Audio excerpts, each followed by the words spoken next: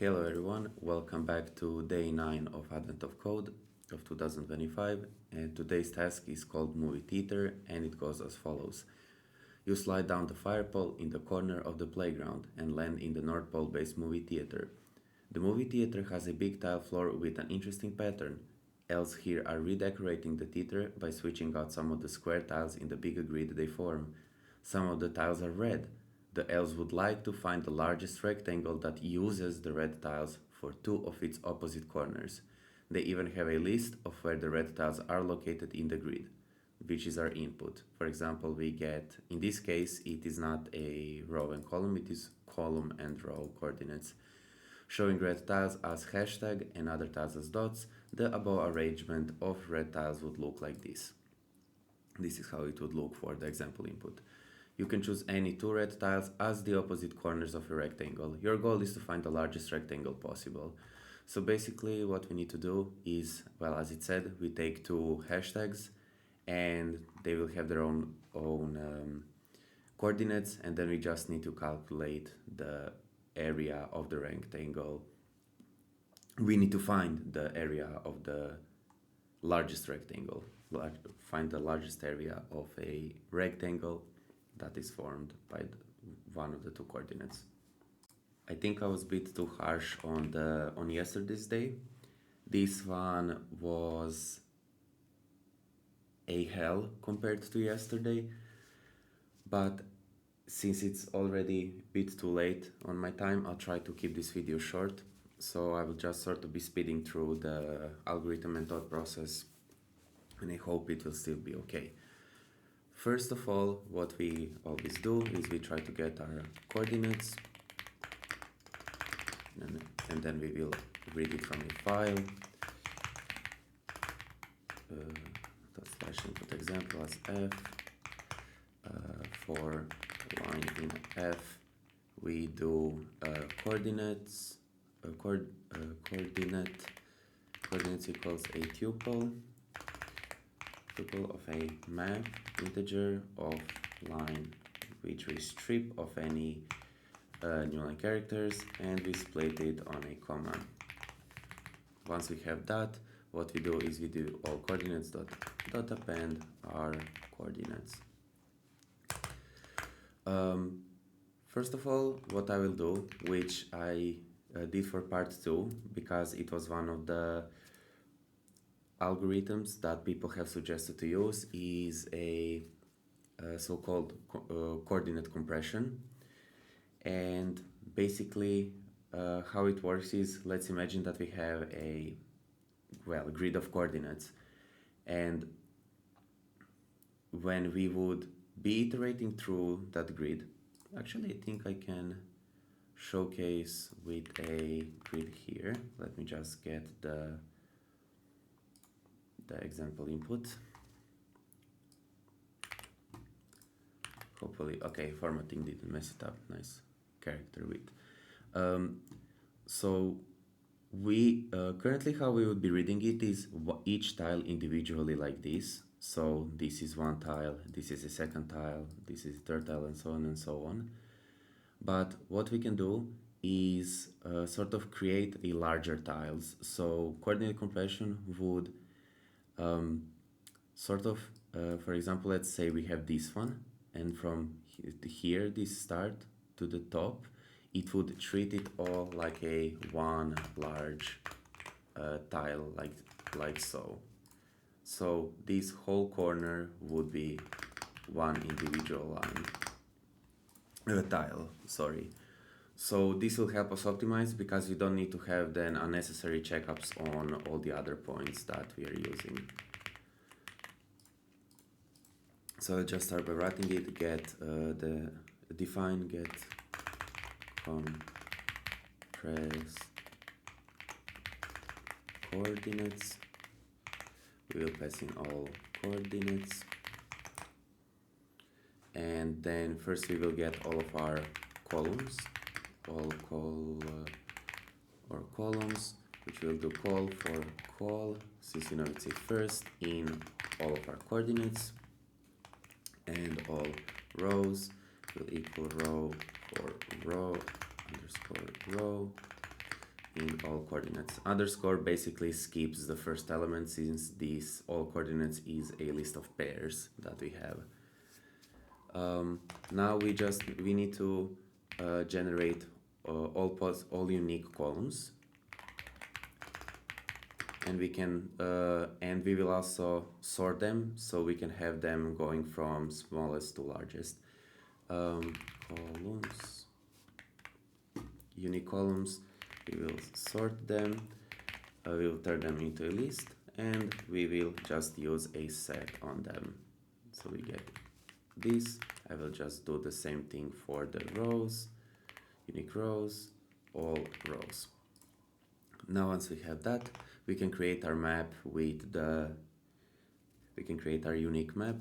For each one of the values, we will map for the column value, we will map a corresponding index to it. So that will look something like column map equals value of I for I well in enumerate of unique columns, and we will have a rows map or row map in unique rows. Once we have that, we will just iterate through this map to get all of our indexes. So what we can do is go for call, comma row in all coordinates. So we can do new call equals column map of our call and new rows, so of rows, row map of row, and then we can just do compressed dot append the new call, new row, and we will return compressed, and we will return unique columns and unique rows as well. We are returning them because right now in our compressed map the values are lower, so our areas will become lower, and these maps will allow us to access the elements inside of them, so we can retrieve back the value of the initial value of our coordinates, so we can then use them to just calculate the correct area size. Once we have that, what we can do is we can then define a variable that will be called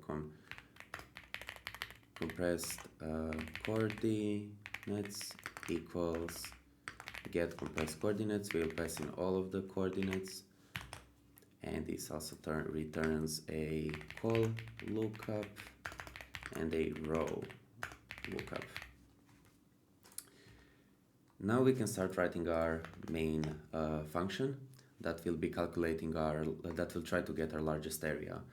We can do that by writing a function called get largest area that will accept all three of these things.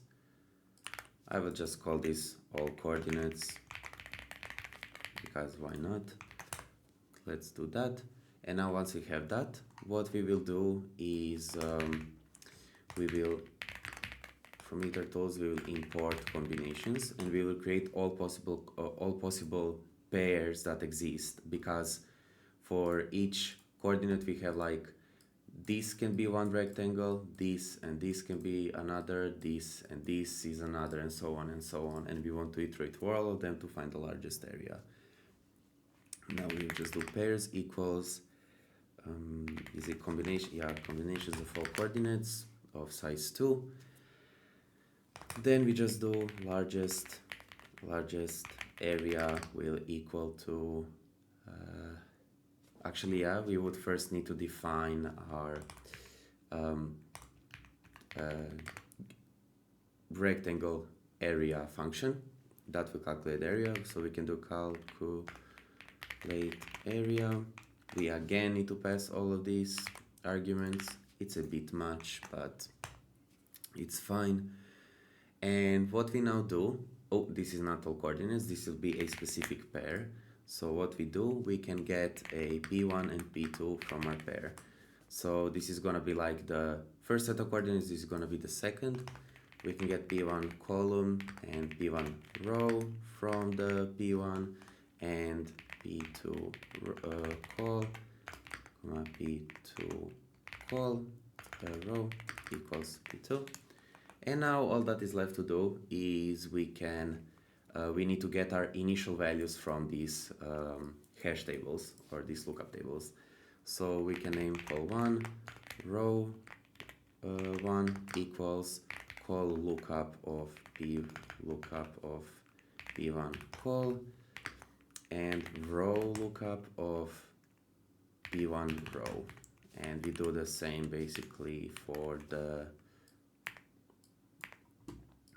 this. And once we have that, what we can do is we now can calculate our rectangle area. In this case, we have column of 2 minus col1 minus col2 times row of 1 minus row of 2. And since this can be negative, we do absolute value of it.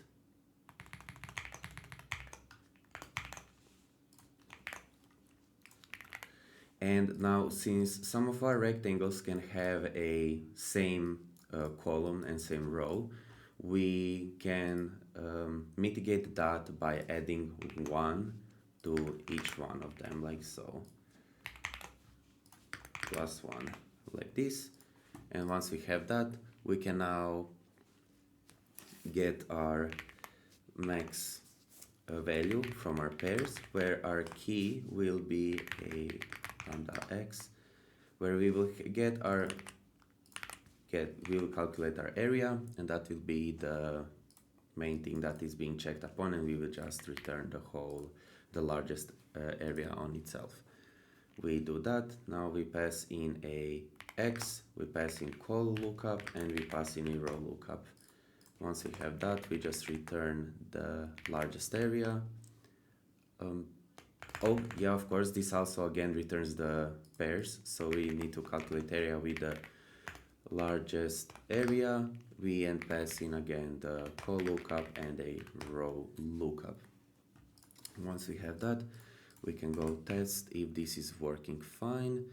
Largest area equal get largest area of with compressed coordinates, col lookup and a row lookup. We will do printf part 1, and we will do largest area. So let's see if it's working. We should get 50, and if I would run this on my own example, we should get this fairly large number, which is the correct answer for my input. Now we can begin with our part 2. The elves just remembered they can only switch out tiles that are red or green, so your rectangle can only include red or green tiles. In your list, every red tile is connected to the red tile before and after it by a straight line of green tiles. The list wraps, so the first red tile is also connected to the last red tile. Tiles that are adjacent in your list will always be on either the same row or the same column. Using the same example as before, the tiles marked X would be green. So this is how it would look like. In addition, all of the tiles inside this loop of red and green tiles are also green. So in this example, these are the green tiles. The remaining tiles are never red nor green. The rectangle you choose still must have red tiles in opposite corners, but any other tiles it includes must now be red or green. This significantly limits your options. For example, you could make a rectangle out of red and green tiles with an area of 15 between coordinates 7, 3 and 11, 11. They're slightly highlighted, I hope it's visible. So this would like be one rectangle, or you could make a thin rectangle with an area of 3 between 9, 7 and 9, 5, which is this one, like this. The largest rectangle you can make in this example using only red and green tiles has area of 24. One way to do this is between 9 and 5 and 2 and 3. So this would be the largest area. Using two red tiles as opposite corners, what is the largest area of any rectangle you can make using only red and green tiles? This is where this problem becomes absolute nightmare, because what we first need to do is realize what is happening, and in this case all of our coordinates make some complex polygon shape. It's extremely large because if you would look at my puzzle input quickly, we can see that some of the coordinates are absolutely crazy, their values I mean. And then those coordinates, inside of that polygon, we need to find a largest rectangle that can be that can be created touching either red tiles as the corners. So let's start writing our code. I will immediately start by writing a function that is gonna be called def get largest confined area, and we will accept all of possible, how to call them, coordinates. We will all coordinates, we will accept compressed coordinates, and we will accept the call lookup and a row lookup table. Let me just really quickly write it here. Largest confined area equals get largest confined area. We pass in all coordinates, we pass in compressed coordinates, we pass in a call lookup, and we pass in a row lookup. Once we have that, we will start with building our grid. So what we will do with this grid is we will use it as some sort of a, how we can call it, some sort of a grid, not grid, bridge between our compressed coordinates and how our actual polygon looks like. It will basically determine which cells are actually inside our green-red loop,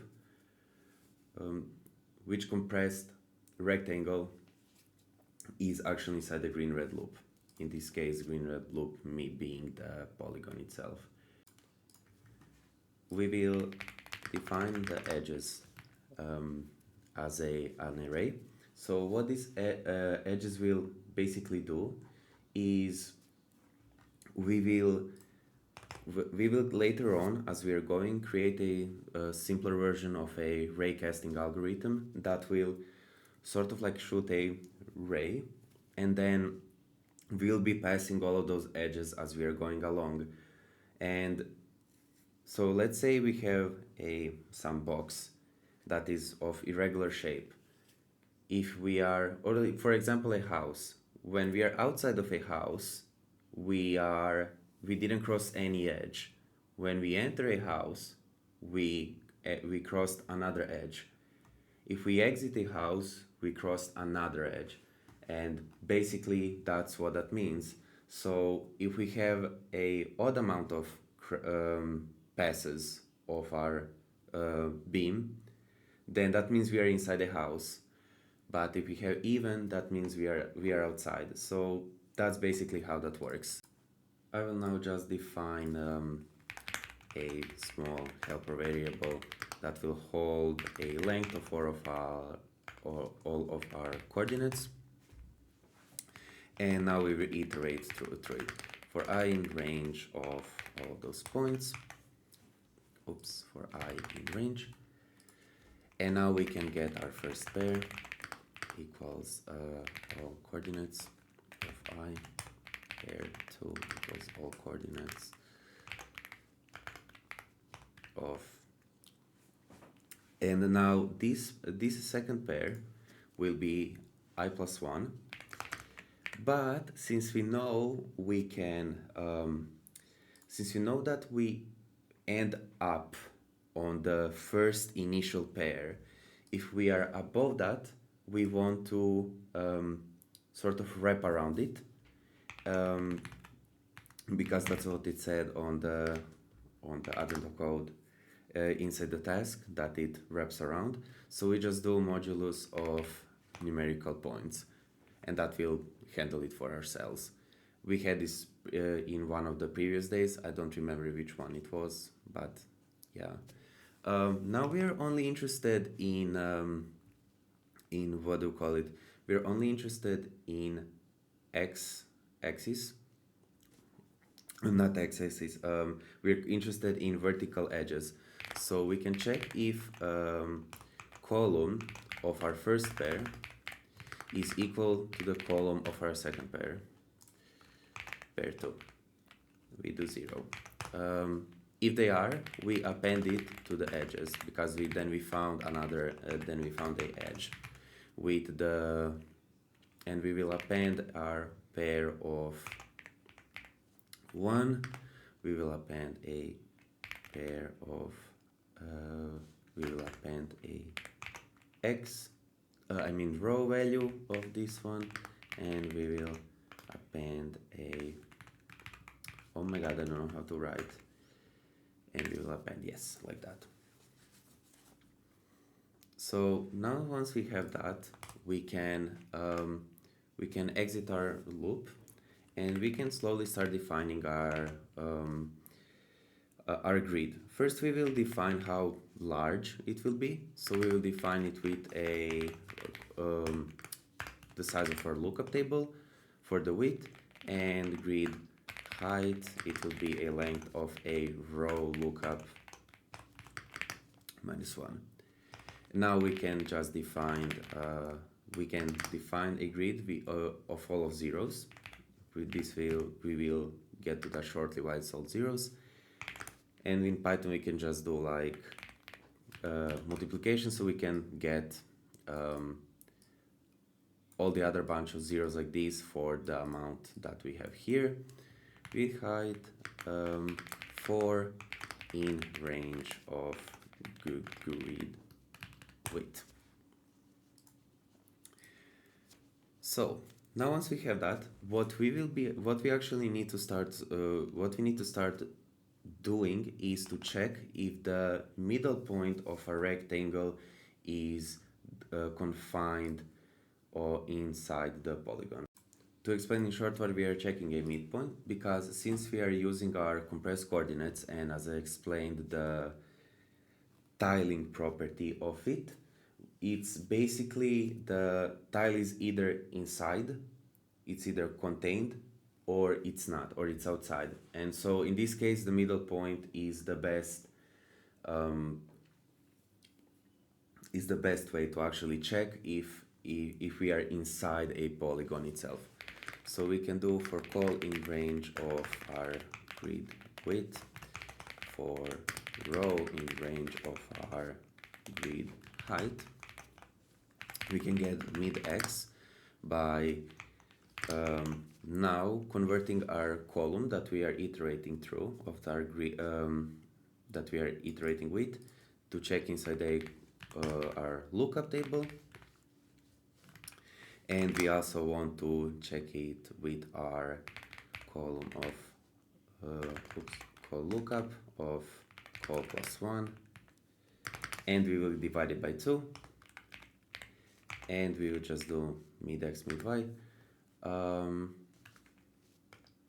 equals basically this, but instead of this it's row lookup.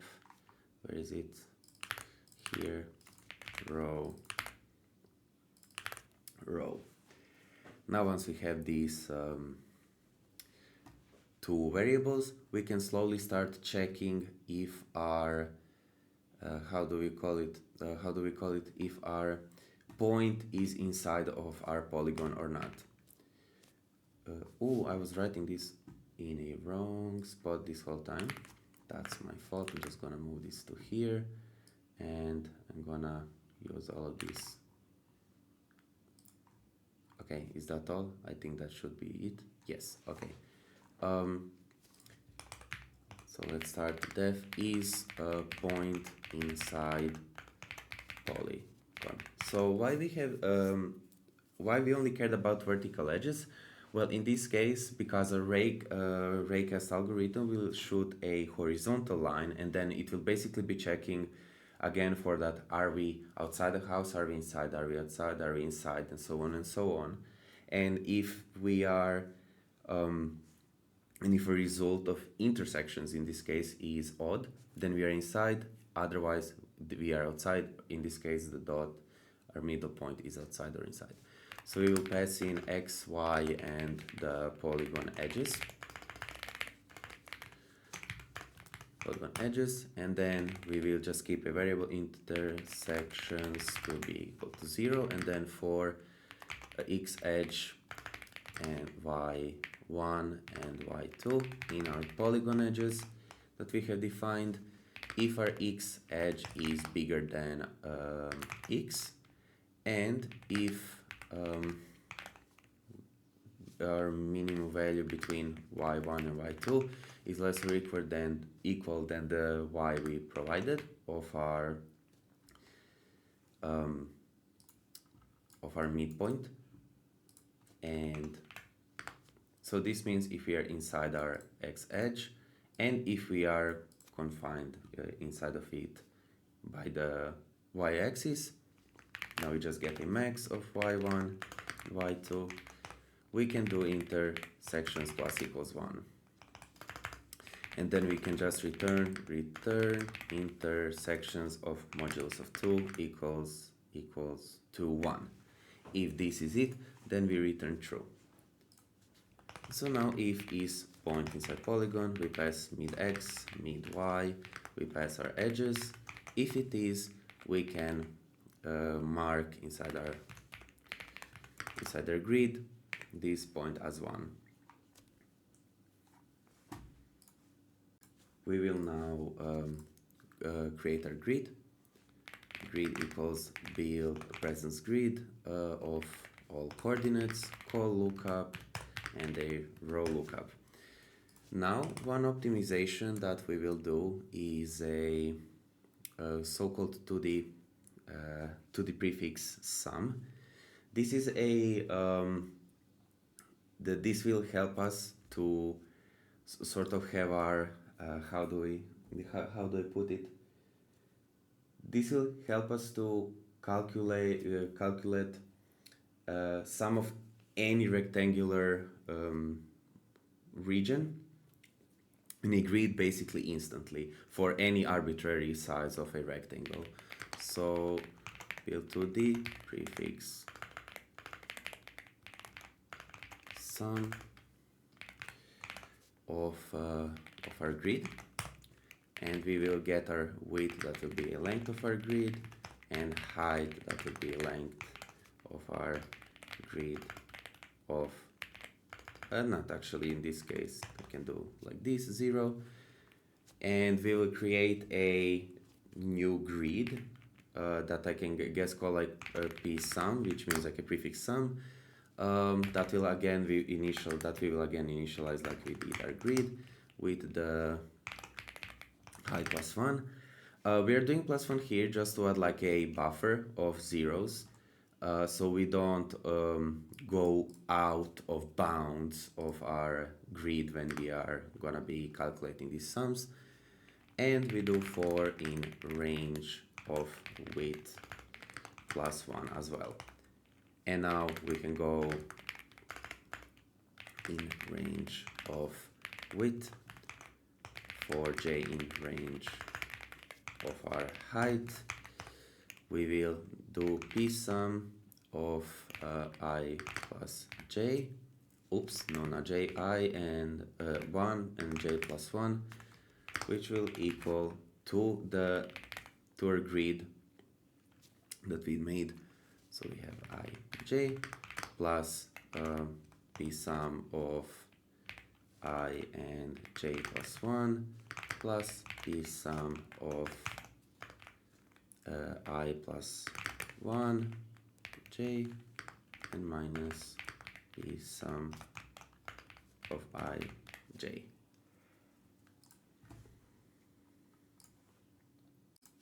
So in short, to explain what all of this is, we are basically adding a top box by doing of I and j plus 1.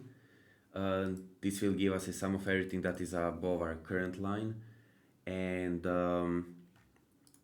then we are doing this one for the left box, and here one we are subtracting because the left box also includes the so this one includes the top left diagonal region, and this one also includes top left diagonal region. So this one just makes sure that that overlap is taken out of, so that's why we are subtracting it here. And now we can return our p sum. Okay, so I will just do p underscore sum equals build to the prefix sum of our grid. That's it. Now we can again get our pairs, combinations of of compressed coordinates of 2.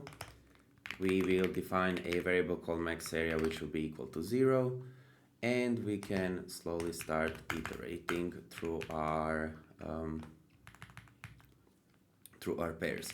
For pair in pairs, we can get call 1 row 1 equals pair of 0, call 2 row 2 equals pair of 1.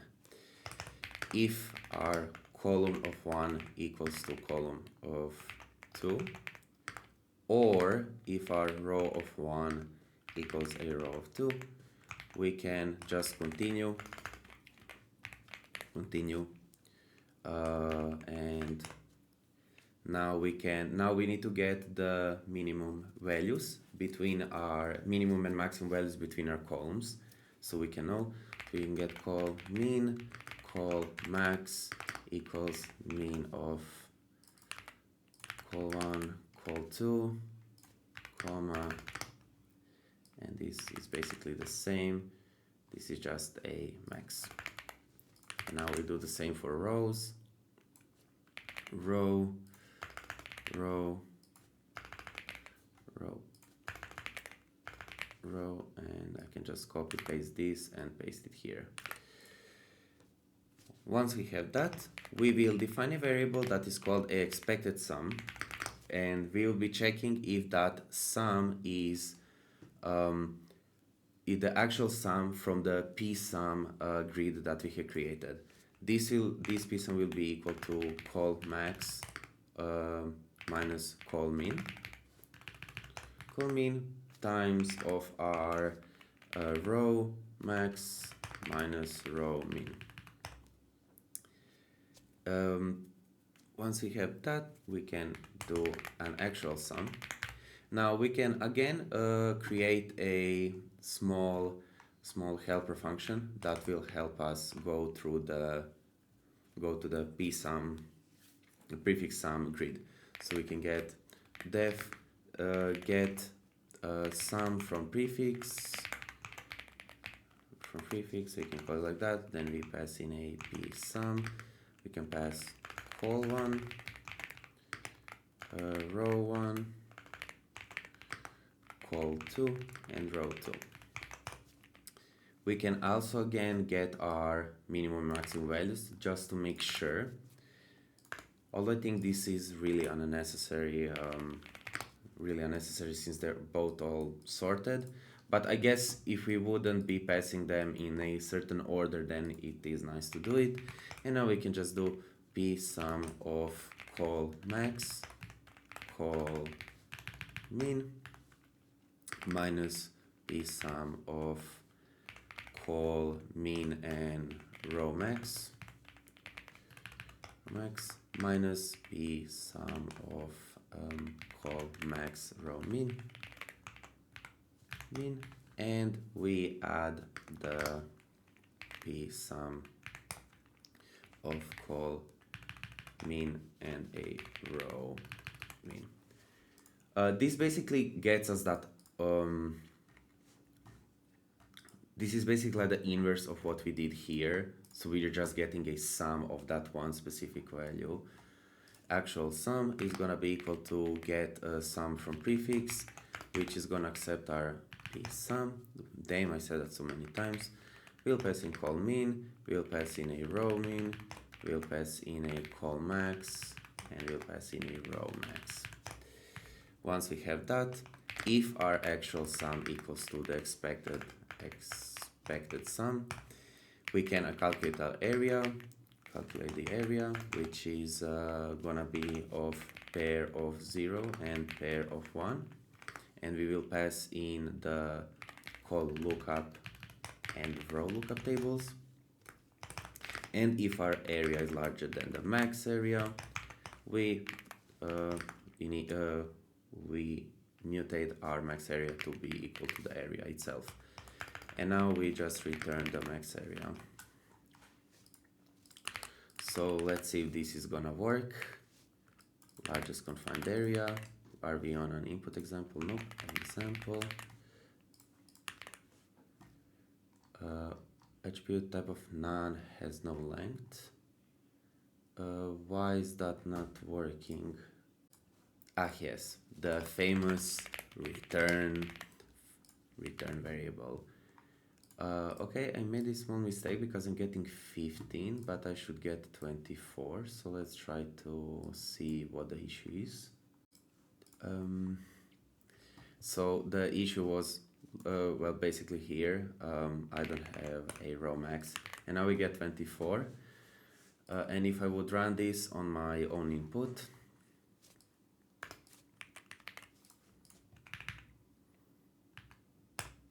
it should run for a bit while, but we get our solution, and that is the correct answer for my input. I don't know what to say about this problem. This was an absolute nightmare. Again, a lot of exploration, and learning new algorithms and whatnot, and looking at visualizations, and yeah, this was just a pure nightmare.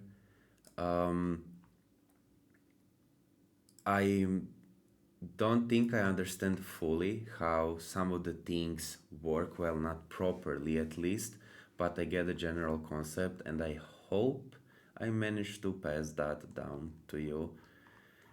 But yeah, until tomorrow, I hope you guys enjoy your time. I hope you enjoy the video. I hope you also enjoy your day and have learned something. And until tomorrow, peace.